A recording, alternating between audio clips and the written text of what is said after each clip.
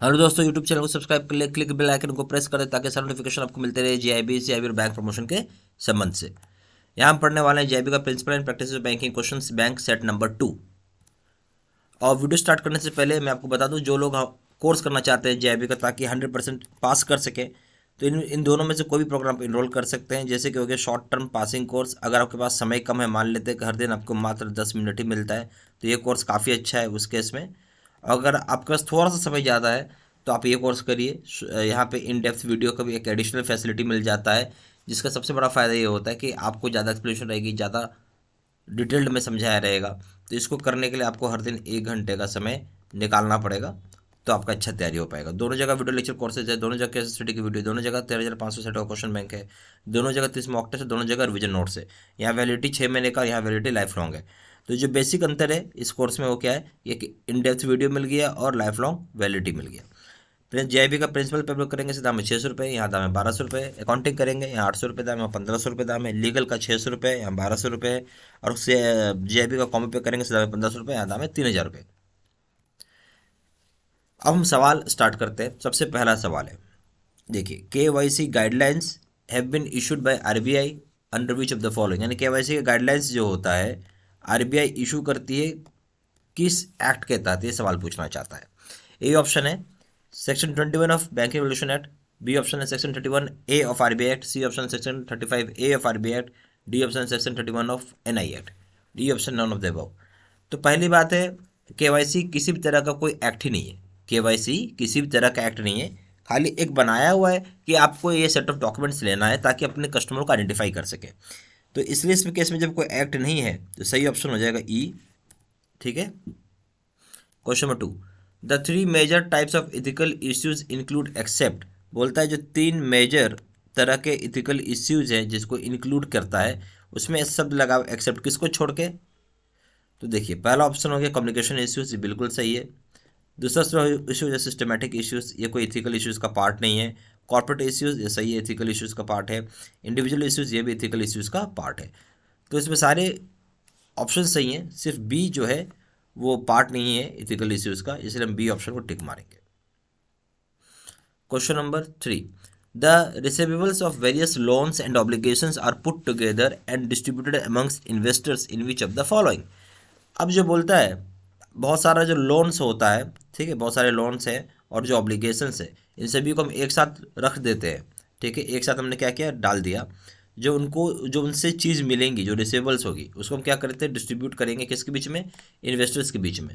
तो यहाँ पे कौन सा वो चीज़ होता है, ए ऑप्शन है लीजिंग, बी ऑप्शन है फैक्टरिंग, सी ऑप्शन है सिक्योराइजेशन, डी ऑप्शन है वेंचर कैपिटल, ई ऑप्शन है फॉरफेटिंग। तो इसमें क्या हो जाएगा सही आंसर, इसमें सही ऑप्शन हो जाएगा सिक्योराइजेशन। अब समझते हैं बात को, अब समझिए। तो बेसिकली सिक्योराइजेशन में क्या होता है, बहुत सारे लोन्स होते हैं, बहुत सारे लोन्स होती हैं, ऑब्लिगेशंस होती हैं, उसको बेच देती है किसी दूसरे ऑर्गेनाइजेशन को, समझिए आप ऐसा। तो उसके बदले कुछ पैसा मिलेगा, उसी चीज़ को हम रिसीवेबल बोलते हैं। और बेचते किसको है, बेचते हम लोग इन्वेस्टर्स को है। ठीक है, इन्वेस्टर्स को कुछ एक स्टेक मिल जाता है, ठीक है, या डिस्ट्रीब्यूट कर देते हैं उन इन्वेस्टर्स के बीच में, जिसको हम सिक्योराइजेशन बोलते हैं। Question number 4. In order to obtain cash for its credit sales, the duly accepted domestic sale invoices are assigned by the seller in favor of a third party. Such purchase of receivables by the said third or with or without recourse is called. बोलता है जहाँ पे हमें cash चाहिए, जहाँ पे हमें क्या चाहिए, जहाँ हम कैश लेते हैं जो भी क्रेडिट सेल्स के ऊपर, तो जिसको कि एक्सेप्ट किया जाता है, जो कि एकदम बिल्कुल एक्सेप्टेड होता है, डोमेस्टिक का सेल इन्वॉइसेस, और जो कि असाइन किया जाता है सेलर के द्वारा। ठीक है, अब सेलर क्या करता है, जो भी वो डोमेस्टिक सेल का इन्वॉइस दे रहा है वो थर्ड पार्टी के फेवर में कर देगा। ठीक है, इस तरह का जो परचेज होता है रिसेबल को, उसको हम क्या बोलते हैं, चाहे विथ या विदाउट रिकॉर्ड्स के द्वारा। बात को समझिए, इस तरह का जो परचेज, ठीक है, क्या होता है समझिए, मैं आपको समझाता हूँ बहुत आसान भाषा में। एक सेलर है, सेलर ने कुछ सामान बनाया, मार्केट में गया, बायर को दे दिया सामान। बायर ये बोलता है कि अभी मेरे पास पैसे नहीं है, मैं आपको बाद में पैसा दूंगा। ठीक है, आप एक बात समझिए, बाद में पैसा दूंगा। बट बायर, सेलर को तो पैसा चाहिए। ठीक है, तो सेलर क्या बोलेगा कि आप ना इस बिल को किसी और को देके वहां से पैसा ले लीजिए। तब ये जो दूसरा बायर था वो क्या करता है, वो थर्ड पार्टी को, मतलब दूसरे पार्टी को, या ऐसा बोल सकता है, ऐसे समझिए आप, बायर है सेलर है, ठीक है, ऐसा समझिए, यहाँ पे बायर है और एक यहाँ पे सेलर है, ठीक है। सेलर ने सामान बेचा बायर को, तो बायर क्या करेगा, इसको पैसा देगा, मनी देगा ना ये बायर इसको, ठीक है, नॉर्मली यही होता है। पर ऐसा भी कभी कभी हो जाता है कि इसके पास पैसे नहीं होते हैं, ठीक है। तो सेलर को तो पैसा चाहिए तुरंत, सेलर को पैसा चाहिए तुरंत। तो अभी बायर क्या करेगा इस केस में, या बायर भी कर सकता है चाहे सेलर भी कर सकता है, दोनों कर सकते हैं, ठीक है। ये क्या करेगा, थर्ड पार्टी को इनवॉइस दे देगा, कोई थर्ड पार्टी होगा जो कि डिस्काउंट करके इसको इनवॉइस दे देगा, बोले भाई आप ये बिल रख लो, ठीक है, इस बिल के ऊपर बाद में पैसा मुझे दे देना। तो थर्ड पार्टी को वो दे देता है बिल, ठीक है, और थर्ड पार्टी बाद में उसको डिस्काउंटिंग में करके यानी कम रुपए में बोलता है कि भाई आपको जो बिल दिया है हमने, अगर 100 रुपये का है, आप मुझे 90 रुपये दे दो, बाकी 10 रुपये आप यहाँ बायर से ले लेना, ठीक है।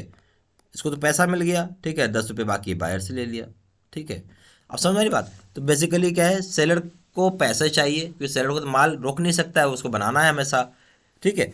तो सेलर और बायर के बीच भी कम्युनिकेशन हो, एक हो गया सेलर ने सामान दिया, बायर ने तुरंत पैसा दे दिया, बायर बोलता है कि मेरे पास पैसे नहीं है, तो सेलर क्या बोलेगा, थर्ड पार्टी को बोलेगा भैया आप ये बिल बायर को देना, बायर आपको पैसा दे देगा, ठीक है। ये क्या करेंगे, आपको बिल देंगे बायर को, बायर आपको पैसा दे देगा, ठीक है। तो ये बिल लेके जाएगा थर्ड पार्टी और बायर को पैसा दे देगा।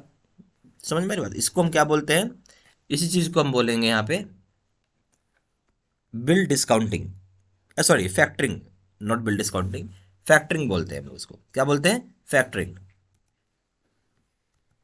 Question number 5, tele banking facility is provided by bank through bank computers on which of the following.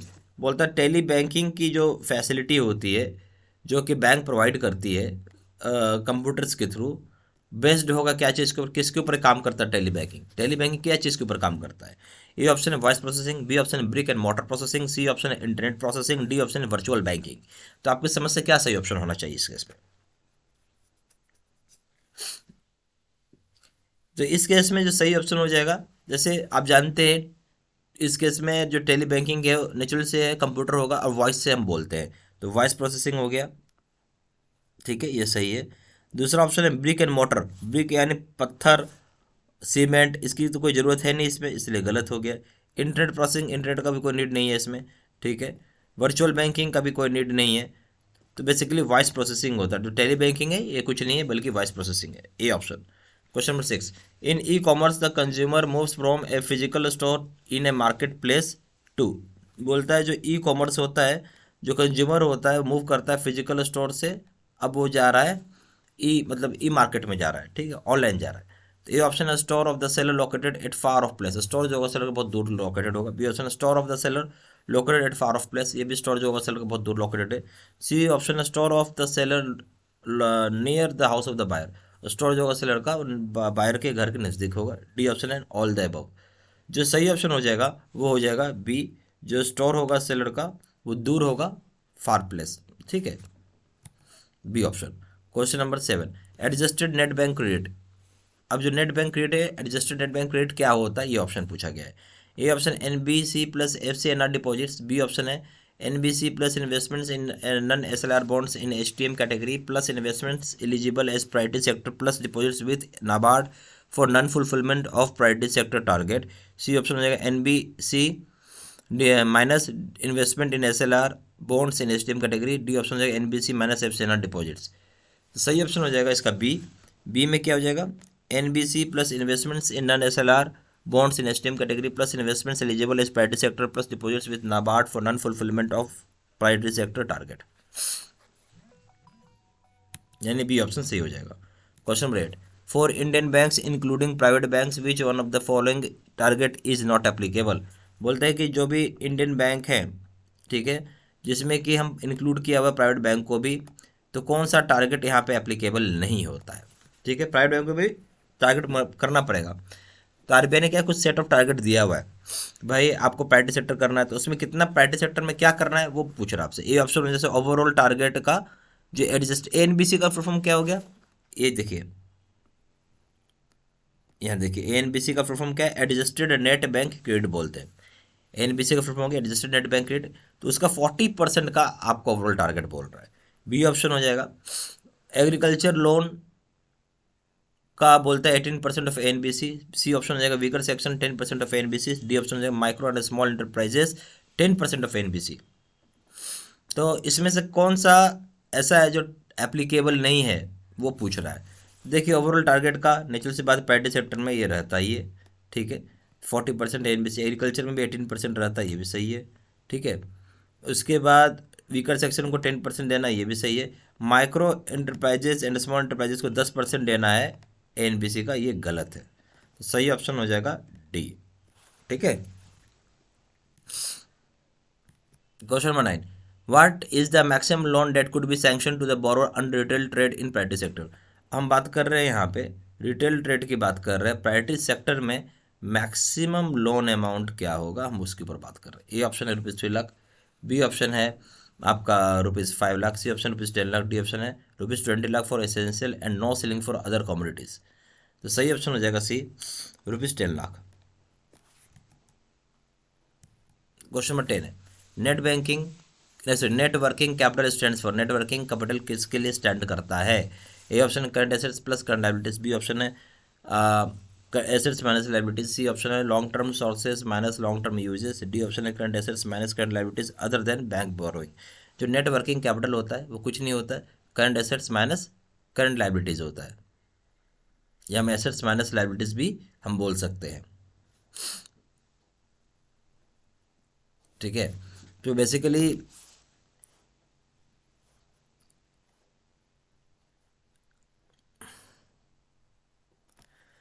आप बोल सकते हैं यहाँ पे सॉरी डी ऑप्शन सबसे अच्छा है इसमें, ठीक है। सी नहीं होगा,